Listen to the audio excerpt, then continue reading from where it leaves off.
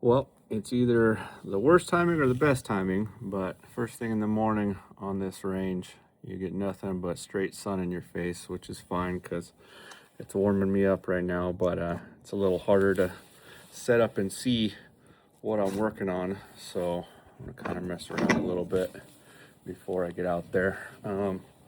But I did want to just discuss sighting in the HHA Pro Nitrix, and just kind of wanted to go into a few things that I probably already messed up as far as like messing with it right away and not really doing my due diligence and kind of making sure I had it set up the way I wanted it to be out of the box. That's one of the things that maybe I kind of had a little bit of oversight, and maybe hopefully this helps somebody else out. Instead of lowering your pins like I did initially and had them kind of lower on there, I took them and lowered all the pins so I had an idea of how far up and down, but I did not put them back to kind of a different configuration as far as maybe just bringing them up or down. And I think that I messed that up, honestly, because what's awkward about it is that you kind of have to get underneath here to adjust these pins. And what's interesting to me is that they used two different sizes for the lock that's on the side. So I don't know if you can see that, but it's really hard to get totally clued in, but let me pick you up. So if you look on the side of it, it's getting a little bit windy out here this morning. If you actually look at the side, there's some unlocks that go with your pins. That way you can lock them in after you have them all set. And then underneath, there's the adjustments for down below, clockwise, counterclockwise, so on and so forth. But then that block, I started with it kind of already down, which probably is my mistake, just because I wanted to see the adjustment when I was messing with it initially.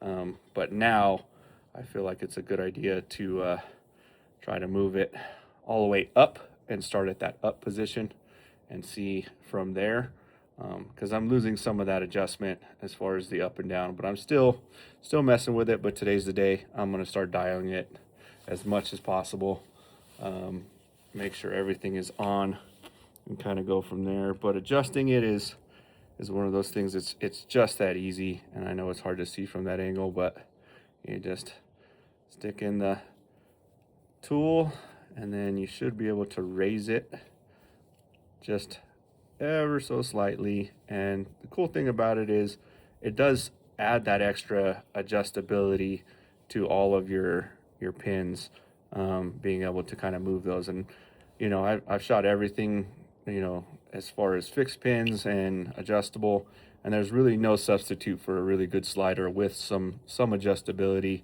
And I was really excited about this because I like the single stack style more than the multi-pin hanging out of the side, which I shot those for many years. I think one of my very first sights that I bought was a Spot Hog 7 deadly pins, and man, I shot the heck out of that thing. And it honestly, for somebody that's just getting into archery, it's hard to beat something that's that durable and is just going to set your configuration. So man, that can go quite a ways. I still think there's a fair bit of adjustment, but I'm trying not to get too much further past almost center of the sight picture. I don't want to get too crazy with it. But now I have to set that as far as my 20 goes and kind of go from there. But initially, I adjusted them all the way down. That was a mistake. Hopefully that helps somebody else. But they were set kind of in the middle, and I was messing with it. I wanted to see how low they would go, and how high, and I had adjusted it up, but I left it down in the down position when I first started doing this, and now I'm regretting that a little bit because I'm going to be a fair bit off. But I'm not sure that's necessarily the worst thing in the world. It just means that I can't adjust those other 2 pins to kind of meet in the middle if I wanted to overly adjust them, just to get to maybe like that 30, and then like 50, 60, whatever I end up setting this up as. The main one is just the top pin. That's going to be my 20. And I just kind of want to mess with that a little bit and see if I can get it semi-centered in the sight picture. But I'm really just seeing how far this thing will let me adjust it before it runs out. And I think I ran out. So coming down nice and easy though. I do like that. I do like that it's almost, it moves so nice and smooth that you can't even hardly tell that it's moving very much. But I think if you really needed to dial in again or something like that, I don't think that's the worst case scenario. But like I said, I'm just messing with it. I'm getting some practice in. I'm gonna have this one set up. The sun's directly in my face on the range, but that's okay. I'll mess with this bad boy and kind of go from there, because I really have no idea how it's gonna set up now. I had kind of got it slightly set up before, and now the sun's like right in my face.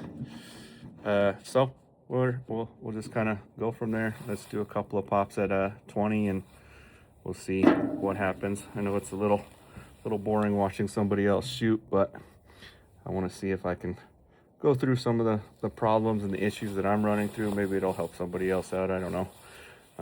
But we'll see. We'll kind of go from there. All right. Ooh, and I forgot. So the Pros also come with the extra yardage wheel, which we're going to use today. I just made sure I brought that out.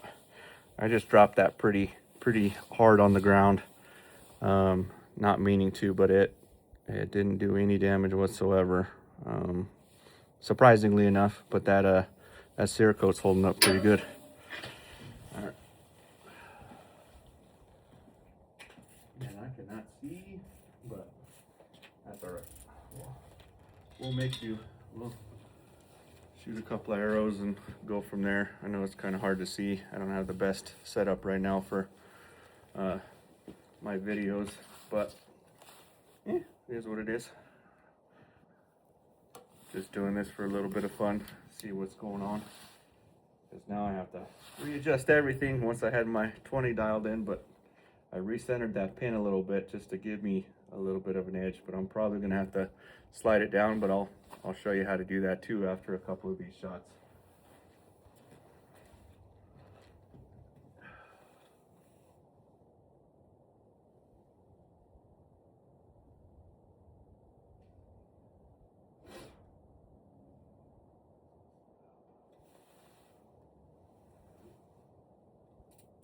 Couple more.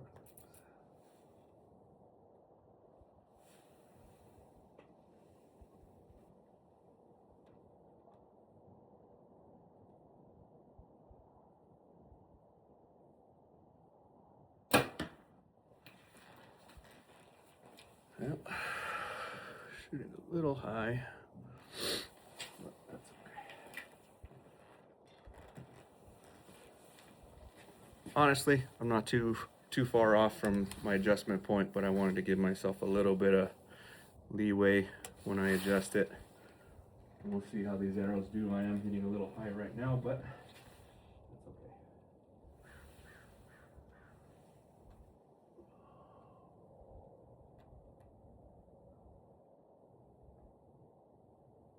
that's okay. I mean, stacked side by side so far. Let's run down there and just kind of see how close they are, but they're a little high. But 20's pretty much set up. I might need to adjust it even a hair more now that I've been messing with it, but this is kind of what it looks like just to start out.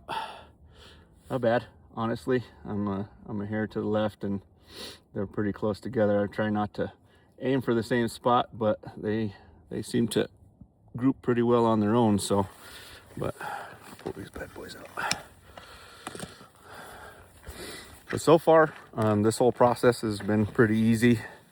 I think I'm going to jump into it and probably have to do kind of a second video of the finer things, but I'm going to show a couple of adjustments and kind of go from there. I think I can actually adjust my setup just a hair right now and show it off a little bit, because the way this is set up, I just pulled that pin up and I figured it was gonna really affect it a lot, but the way these arrows are shooting so nice, I'm getting a little bit higher hit than I had expected. So I can actually raise that one up here.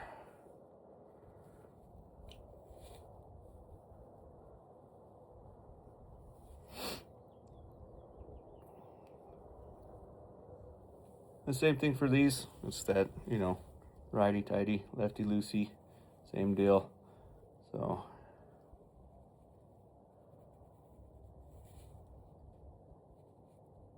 yeah, I think I did about 2 twists just to see if I can get it from there. But let me shoot these again. Same 2 arrows.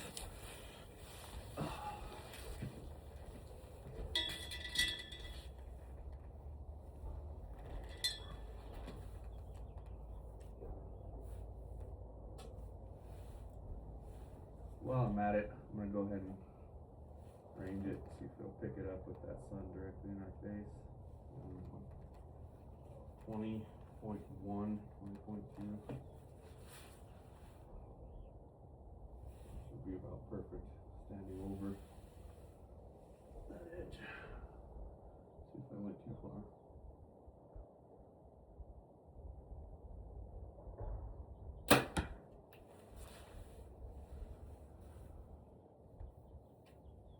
Still a little bit to the left, but I won't adjust anything that way just yet.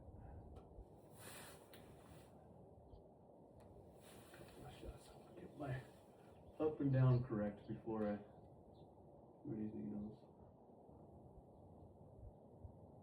And the sun is really in my face. Yeah, I know. I'm pretty sure I just hit that arrow, but that's okay. So I'm getting the tight group, but I'm still hitting a hair high. Run down there real quick and check it out. But I mean, that little bit of adjustment takes a little bit of fine tuning to get it where you want it. So yeah, I'm thinking this, I didn't hit it dead on, but I touched it. So, but a few more of those and hopefully I'll have it dialed in to where I'm comfortable with where it's at. I need to bring it down just a hair, but I personally like it to be just a hair higher when I first initially set it up, especially with a new bow. There's going to be a little bit of the relaxing of the strings, you know, stretching of the strings, and you probably lose anywhere between 1 or 2 pounds over time as you put a couple of shots through it. But this one now, probably just in the backyard, I've got probably over 400 shots on it, so I think hopefully overall it should be pretty relaxed. Probably another reason why I didn't tie it in was I was waiting for this scope or this sight. I didn't want to tie it in, but also I wanted to make sure that the strings were nice and stretched by this point, because I'm going to shoot the factory strings for now. I've actually had pretty good luck with the newer factory strings on the Hoyts, but ultimately I think the adjustment on this thing is pretty easy. I like it a lot. I think I'm gonna have a lot of fun with this, and we're just gonna mess with it a little bit more, because man, I'm excited that it is shooting as high as it is, but it's see how much higher I can get it up there.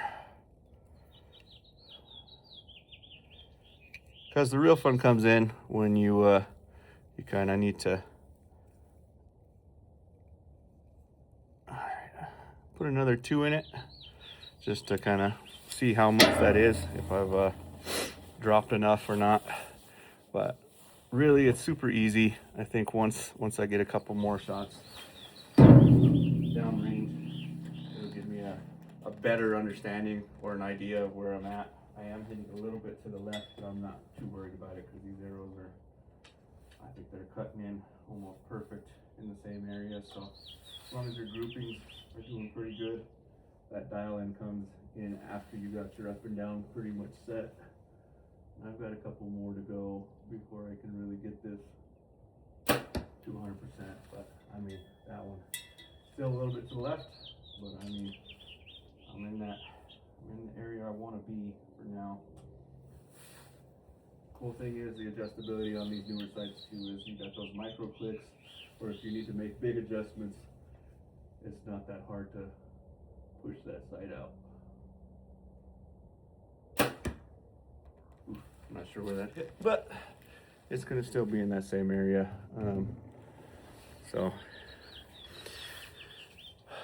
honestly, right now, just what I'm looking at from how low they're set up, and it's harder to see it that way, but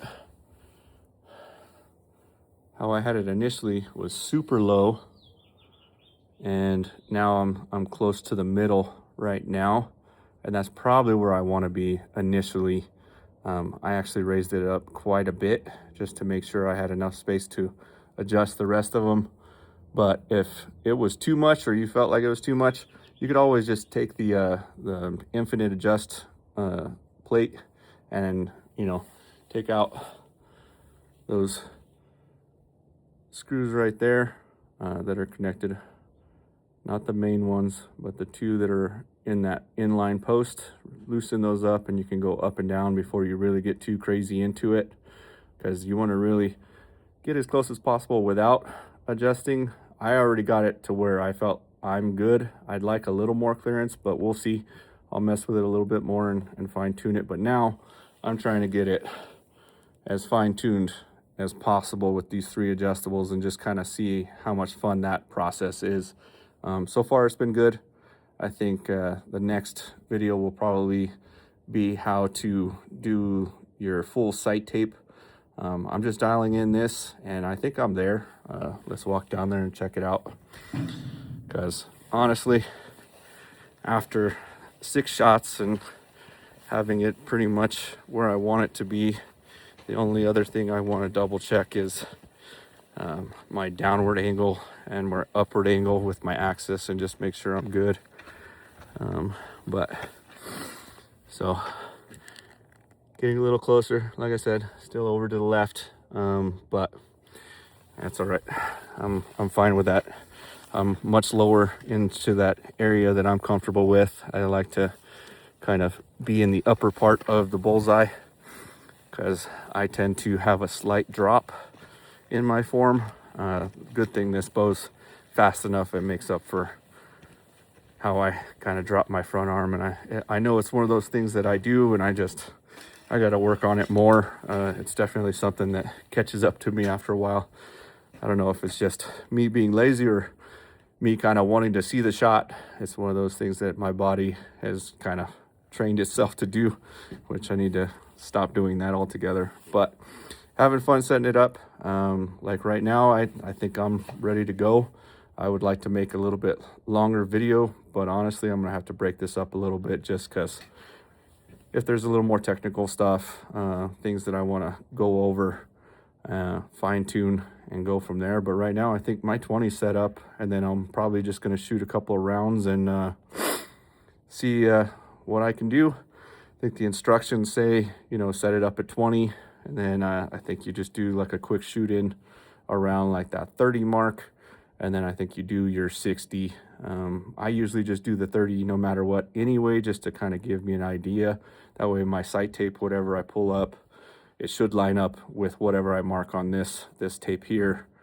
or just write down the number, because they give you a pre-set up little sight tape. So if you actually look at it,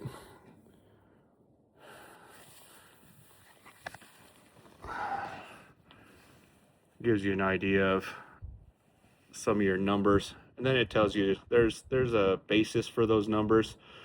It'll tell you, like, if you're set up at 20 and then you minus your 20 from your 60, and it'll tell you what sight tape you're supposed to have. But I'll go more into that whenever I start setting that up. I'm going to start doing a couple rounds. Maybe the next one I'll just kind of go into the process versus shooting a couple arrows going back and forth. It just seems like it takes a lot more time. But it's shooting good. RX10 Ultras, you know, honestly, I didn't pick up the RX9 because I felt whenever that came out, it was drawing a little harsh for me. I thought it was kind of borderline at 29.5. I have had some injuries from the military and stuff like that, that I've had to overcome, and that's probably why I still shoot, you know, 80 versus 90, 70 to 80, and even that, you know, over time it can kind of wear on me. So I didn't pick up the RX9. I shot it side by side with my 8 that was at 78 pounds. And I mean, the 78 pounds was still just like a really smooth, consistent draw. The RX9 for me, it felt like it had a little bit of a hump initially. And I don't think they changed the cams on these. At least, you know, people say they didn't. But honestly, on this RX10 Ultra, I set it up. I told myself, well, it's probably going to feel exactly like the RX9. And I put it at 29.5. I did everything pretty much exactly the same way. And I drew it back. And there is a different draw force curve. That's all I will say. There is a different draw force curve, but it wasn't like the RX9, at least for me, at my draw length at 29.5.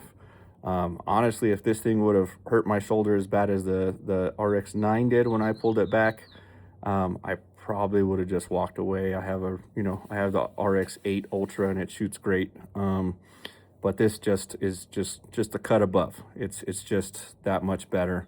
And then I'm hoping to build this one out to keep it for a long time. I'm going to keep both these bows anyway. But you know, you never know. Never say never.